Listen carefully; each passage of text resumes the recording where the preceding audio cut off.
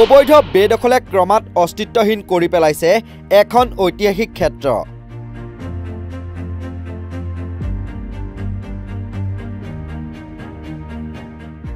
নিশ্চিহ্ন হোৱাৰ পথত ঐতিহাসিক ৰৌদুৱাৰ বিল। কছাৰী ৰাজ্যৰ অস্তিত্ব নিঃশেষ কৰাৰ ষড়যন্ত্ৰত নামিছে একাংশ। ইয়াৰ আঁৰত জড়িত কোন চক্ৰ? চৰকাৰী ভূমি চলে বলে কৌশলে একাংশই কৰিলে ম্যাদী। সকলো চকুৰ আগতে দেখি শুনিও মৌন প্ৰশাসন। কাৰ চক্ৰান্তত ব্যক্তিগতকৰণ হ'ল এই ঐতিহাসিক ভূমি? ইয়াৰ উত্তৰ নাই প্ৰশাসনৰ হাতত। কছাৰী আৰু আহোম ৰাজত্বৰ বহু কিংবদন্তিৰে ভৰপূৰ ঐতিহাসিক ক্ষেত্ৰ নুমলীগড়। বুৰঞ্জীবিদৰ মতে আহোম কন্যা তথা কছাৰী ৰজা ফ্লুকলেংমুঙৰ পুত্ৰ দেতচিঙৰ নুমলীয়া কুঁৱৰীৰ সুৰক্ষাৰ বাবে বন্ধোৱা এই গড়টোকেই কালক্ৰমত নুমলীগড় বুলি জনা গৈছিল, যি আজিও আহোম আৰু কছাৰী ৰাজ্যৰ স্বাক্ষৰ বহন কৰি ৰাখিছে অঞ্চলটোত। অবাধ বেদখল আৰু ধ্বংসযজ্ঞৰ ফলতেই সম্প্ৰতি কিছু অংশহে থিয় দি ৰৈছে ঐতিহাসিক গড়টোৰ। ইফালে তাৎপৰ্যপূৰ্ণ কথাটো এয়ে যে অনুৰূপভাৱে উক্ত অঞ্চলটোৰ পৰা অস্তিত্বহীন হ'ল ৰৌমাৰী বিল, যাক কালক্ৰমত ৰৌদুৱাৰ বুলিও জনা গৈছিল, য'ত নুমলী কুঁৱৰীক হত্যা কৰি পেলাই দিয়া অথবা আত্মজাহ দিয়াৰ প্ৰসংগও উল্লেখ আছে বুৰঞ্জীত। ঐতিহাসিক নুমলীগড়ৰ কাষেৰে যোৱা ৩৭ নং ৰাষ্ট্ৰীয় ঘাইপথৰ উত্তৰ দিশে থকা কেইবাশ বিঘা ভূমিৰ এই ৰৌদুৱাৰ বিল এতিয়া অতীত হ'ল।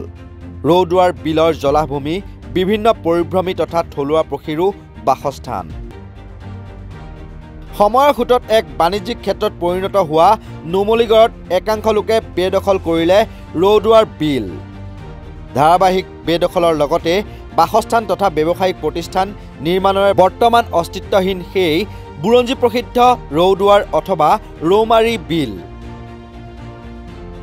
সংশ্লিষ্ট বিভাগৰ উদাসীনতা আৰু বোকাখাত প্ৰশাসনৰ চৰম দায়িত্বহীনতাৰ বাবেই ক্ৰমাৎ নিঃশেষ হৈ গৈ আছে আহোম ৰাজত্বৰ লগতে কছাৰী ৰাজত্বৰ সন্দৰ্ভত বুৰঞ্জীমূলক গৱেষণাৰ বহু সমল। শেহতীয়াকৈ ৰৌদুৱাৰ বিলৰ ধাৰাবাহিক বেদখলক লৈ জাঙুৰ খাই উঠিছে অঞ্চলটোৰ স্থানীয় ৰাইজ। বাচি থকা ৰৌদুৱাৰ বিলৰ ভূমি সংৰক্ষণৰ লগতে অবৈধ বেদখলমুক্ত কৰাৰ দাবী স্থানীয় ৰাইজৰ। ইতিমধ্যে বেদখল উচ্ছেদ কৰাৰ দাবীৰে বোকাখাত ৰাজহ চক্ৰৰ কাৰ্যালয়ত স্মাৰকপত্ৰ প্ৰদান কৰিছে স্থানীয় ৰাইজে। নুমলীগড় বুলি ক'লে ইতিহাস এটা আছে। আজি এই জলাশয় যিটো আপুনি দেখি আছে, ইয়াৰো এটা ইতিহাস আছে। এইটো আমি গম পোৱা মতে নুমলী কুঁৱৰী যিটো জাপ দিয়া বিল বুলি কয় ৰৌদুৱাৰ বিল, আৰু এইটো ডাঙৰ জলাশয় আপোনালোকে দেখিব পাইছে। কিন্তু ইয়াতে ইমান ডাঙৰ ডাঙৰ অট্টালিকা বনালে, কিন্তু প্ৰথম খুঁটি পুতিতেই মানে প্ৰশাসনে শুই আছিলে নে কি কৰিছিলে, আমি এতিয়া আশ্চৰ্য পাইছোঁ মানে যে এতিয়া আহি ইয়াত দেখিছোঁ, ইফালদি দেখিতে গম পাইছোঁ যে তেওঁলোকে বিল্ডিং সজাই লৈছে, কিন্তু আৰু তেওঁলোকৰ পেট ভৰা নাই, আৰু বিঘাই বিঘাই মাটি তেওঁলোকে জলাশয়কেইটা কাটি আছে। ইয়াত যি অৰণ্য আছে এইটো কাটি আছে, আৰু যিহৰ কাৰণে ইয়াত মানে মানুহে ৰৌদুৱাৰ মানুহে আজি বাঘ ওলাইছে বুলি কৈছে। ইয়াত বাঘৰ এটা বিচৰণ জগা, হাতী এটা এলিফেণ্ট কৰিডৰ, আৰু চৰকাৰে এইটো মানে এনেকৈ লাগিছে যে চৰকাৰ বিষয়ববীয়াকেইটা যিকেইটা Bokakhat revenue circle, actually Bokakhat revenue চাৰ্কুলে চব দেখিও নেদেখা ভাৱ কৰি আছে। এনেকৈ লাগিছে বোকাখাত ৰেভিনিউ চাৰ্কুলত মানে কোনোবা পুঞ্জীপতিয়ে মানে চলাই থকা নিচিনা লাগিছে, যে তেওঁলোকে মাতিলে ৰাতি মানে আপোনাৰ মণ্ডল আহি পাই যায় আৰু তেওঁলোকৰ কাম কাজকেইটা কৰি যায়। সেইটো চকুত দেখা কথা। তো আমি চৰকাৰক অনুৰোধ জনাইছোঁ, বিশেষকৈ আমাৰ মন্ত্ৰী আছে অতুল বৰা, আমি অনুৰোধ জনাইছোঁ যে এই বস্তুটো মানে অতি সোনকালে অতি শীঘ্ৰে তেওঁ নিজে আহি চৰজমিন তদন্ত কৰি ইয়াৰ বিহিত ব্যৱস্থা ল'ব লাগে। যিহেতু এই চৰকাৰে জাতি মাটি ভেটিৰ কথা কয়, আৰু এই নুমলীগড়ৰ ইতিহাস, এই নুমলী কুঁৱৰীৰ ইতিহাস একদম ভৰিৰে গছকি দিব বিচাৰিছে কিছুমান পুঞ্জীপতিয়ে। সুবিধা পাইছে নাইতো কোনোবাই গড় ভাঙাৰ সুবিধা পাব নেকি বাৰু? কেতিয়াও নোৱাৰে।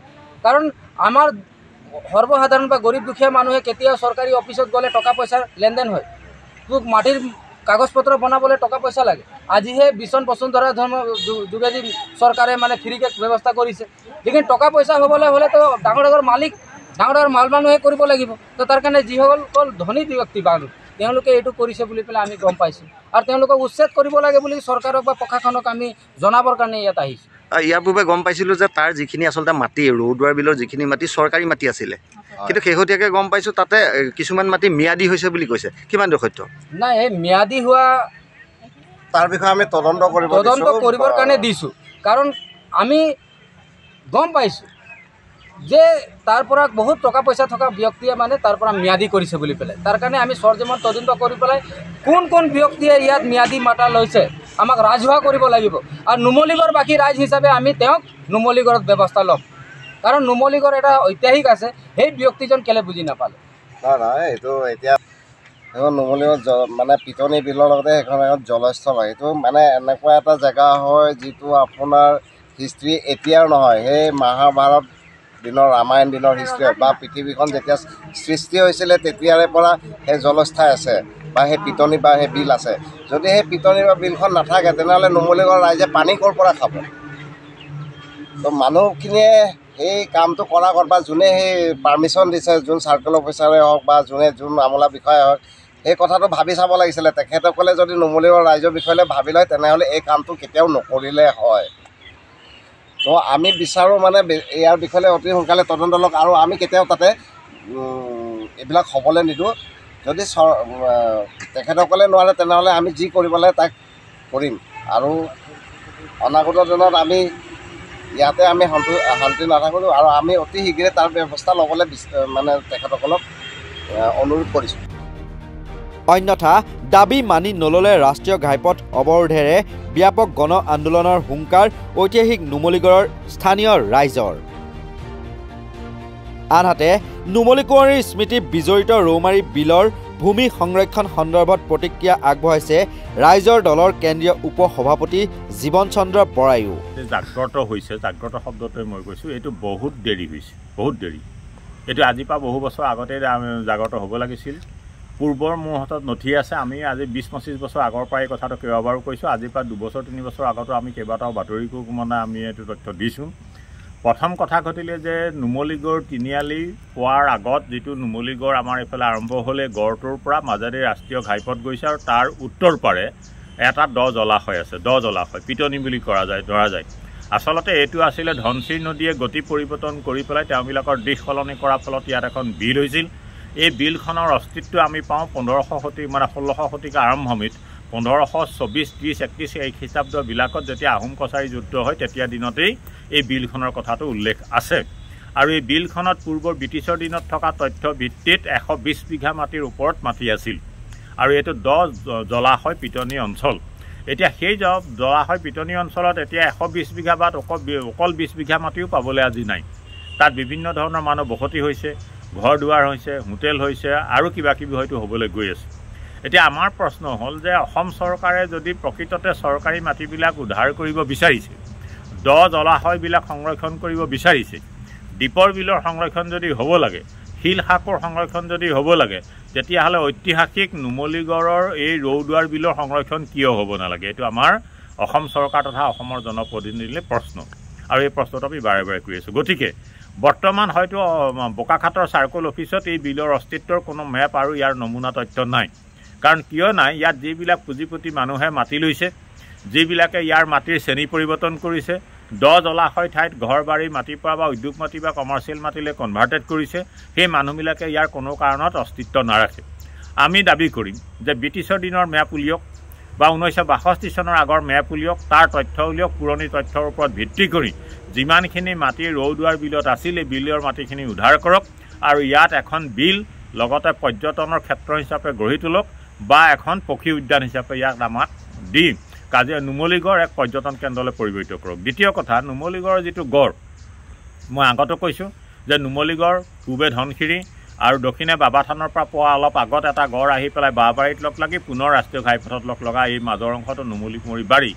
এই বাৰীটো গড়ৰ চাৰিওটা দিশ উদ্ধাৰ কৰিব লাগে আৰু ইয়াক পূৰ্ণ সংৰক্ষণ কৰিব লাগে। এইটো আহোম ৰজা আৰু কছাৰী ৰজাৰ অস্তিত্বৰ শেষ দিন আৰু বোকাখাটত যিসকল সোণোৱাল কছাৰী বা কছাৰী লোক আছে, মই তেখেতসকললৈ কৰজোৰে প্ৰাৰ্থনা কৰিছোঁ যে তেখেতসকলৰ ৰাজ্যৰ শেষ অস্তিত্বই নুমলী কুঁৱৰীৰ বাৰী, নুমলী গড় আৰু ৰৌদুৱাৰ বিল য'ত অস্তিত্ব আছে তাক ৰক্ষা কৰিবৰ কাৰণে তেওঁলোক সজাগ হওক, তেওঁলোক আজি ওলাই আহক, ৰজাঘৰত আবেদন নিবেদন জনাওক। বোকাখাটৰ বাসী, বোকাখাটৰ ৰাইজ বা বিভিন্ন দল সংগঠন, নুমলী গড়, নুমলী ৰৌদুৱাৰ বিল আদি সংৰক্ষণত আমি সকলোৱে তেওঁলোকৰ লগত আছোঁ আৰু ইয়াৰ কাৰণে আমি আগলৈও মাত মাতি যাম। আমি আহ্বান জনাইছোঁ অসম চৰকাৰে তৎকালে ব্যৱস্থা গ্ৰহণ কৰি ইয়াত যিখিনি মাটি আছে এইখিনি ৰক্ষা কৰক আৰু যাক য'ত যি এলটমেণ্ট দিছে সেইবিলাক এলটমেণ্ট এতিয়া শেহতীয়াকৈ গম পাইছোঁ আজি অলপ দিনৰ ভিতৰত 1 বছৰৰ ভিতৰতো আৰু কাৰোবাৰ মাটি এলটমেণ্ট হৈছে। গতিকে মাটি কাৰোবাক কোনোবা মানুহ নাইকিয়া মাটি নাইকিয়া মানুহক মাটি দিয়ক, চৰকাৰ অনেক মাটি আছে তাত দি থওক, আমাৰ ক'বলগীয়া আপত্তি নাই। কোনোবাই মাটি পোৱা নোপোৱাটো লৈ আমাৰ কোনো মতলব নাই, আমাক নিজক মাটি নাহে তাত নালাগেও আৰু আমাৰ পোৱাটো আপত্তি নাই, নোপোৱাটো নাই। কিন্তু বিলখন ধ্বংস কৰি তাত তেনেকৈ কৰাটো আমি প্ৰতিবাদ জনাম আৰু দৰকাৰ হ'লে আমি ৰাইজৰ লগত একেলগে থিয় দিম। কাৰ চক্ৰান্তত এই গতি হ'ল নুমলীগড়ৰ? ৰজাঘৰীয়াৰ আশীৰ্বাদ থকাৰ বাবে ৰৌমাৰী বিলৰ চৰকাৰী মাটি ম্যাদী হ'ল নেকি? বা কাৰ চক্ৰান্তত ঐতিহাসিক ক্ষেত্ৰ বা আহোমৰ ৰাজত্ব তথা কছাৰী ৰজাৰ ইতিহাসৰ ধ্বজা বহনকাৰী গড়ত হাতোৰা পৰিল? তাৰ উত্তৰ নিশ্চয়কৈ ৰাইজক লাগিব আৰু এতিয়া নুমলীগড়ৰ ৰাইজ জাগ্ৰত হৈছে। বোকাখাটৰ পৰা উত্তম শৰ্মাৰ প্ৰতিবেদন, নৰ্থ ইষ্ট নাও।